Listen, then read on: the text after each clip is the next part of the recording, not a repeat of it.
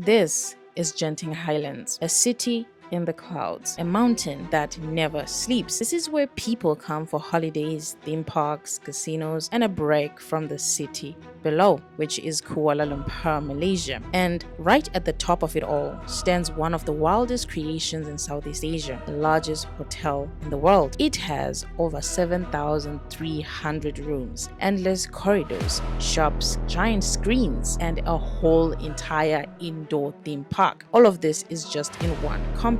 But before I show you what's inside, I need to tell you how exactly I got here.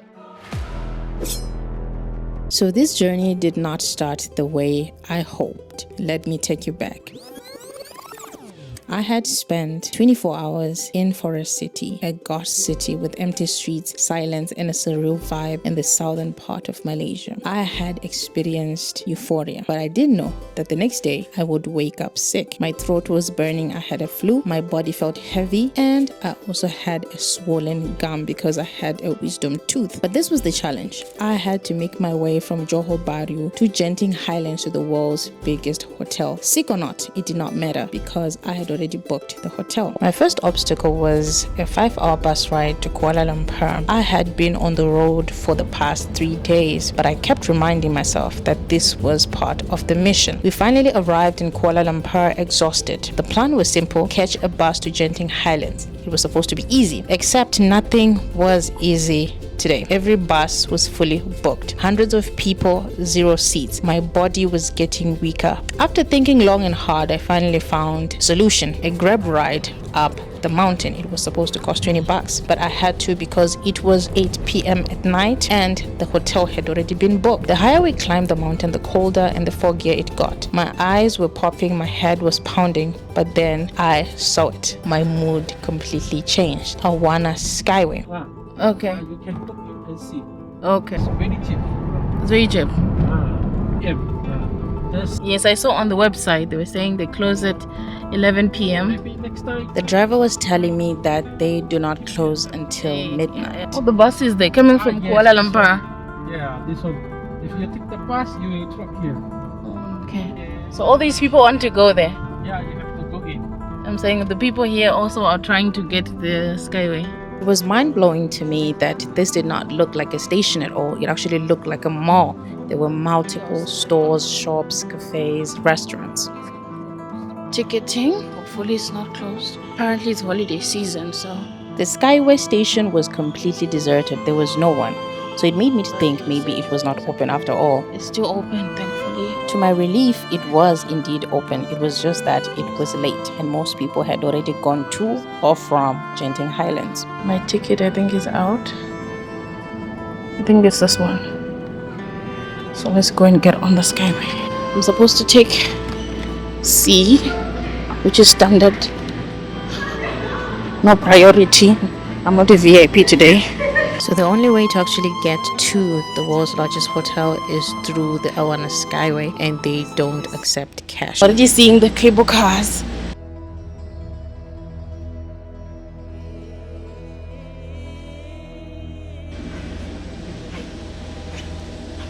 Hello. Which one? This one. Okay. Ooh. I'm in. Look at the cars.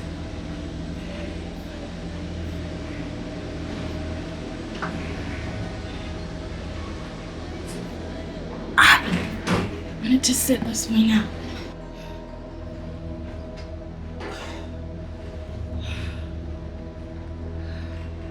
The energy hit me instantly, like stepping into another world after a grueling day of travel.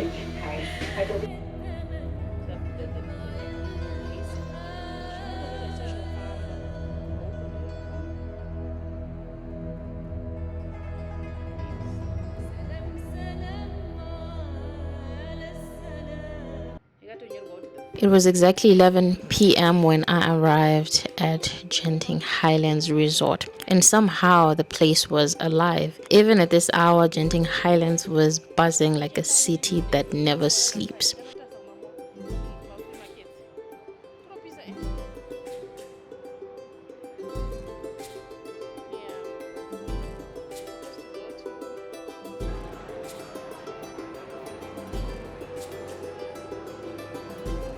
Shops everywhere, Starbucks glowing with warm lights, cafes full of people sipping late-night coffee, fashion outlets flashing neon lights, candy stores that look like they've been made for Instagram.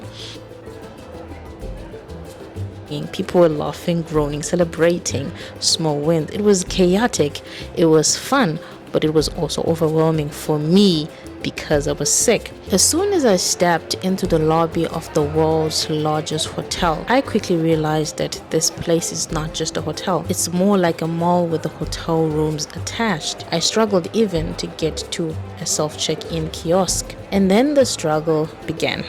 The self-check-in machine was not having it. I tried to swipe, to tap, to wait, but somehow it felt like every person behind me was silently judging my incompetence. Eventually, I gave up and joined the line for the human attendant, the line that was endless. I counted people, then gave up. There were just too many. Minutes stretched into what felt like hours. Every inch of progress was a small celebration. And then at last, I was attended to, room key in hand, mission accomplished. Quick history lesson tells us that the first world hotel, which is like 7,300 rooms huge, which actually makes it the largest hotel in the world according to the Guinness World Book of Records, opened in the year 2001. It was actually built by the Genting Group, which is the same company that created the entire Genting Highlands, which is like a full-on mountain resort. Fun fact is that the founder, Lim Go Tong, started developing this hilltop resort way back in the 1960s. Basically, he turned a misty mountain into a tourist playground, and this hotel is the crown jewel. Getting off the elevator on the 6th floor and walking into the halls of the First World Hotel, I felt small. Endless corridors, colors everywhere, doors stretching into infinity. You'd think this place must be an experience on its own. I mean, this is the largest hotel in the world. How could it not be? All this scale did not guarantee comfort. As soon as I entered the room, reality hit me fast. There was no Wi-Fi, there was no TV, and my phone lost signal like I had just stepped into another dimension. And the view that I had imagined, it was just a wall, another window staring back at me. It's strange, a place built to amaze you from the outside can really disappoint you. This is the toilet. They even have a bidet, 2 tissue rolls, a small toilet, clean, compact, nice. This is the sink, and this is the mirror. They give you 2 towels. I think the lighting in the room is pretty decent, and then maybe a bin. So this is the bathroom, a shower, some soap, clean, small. It's not that bad, but you know, it's not that impressive.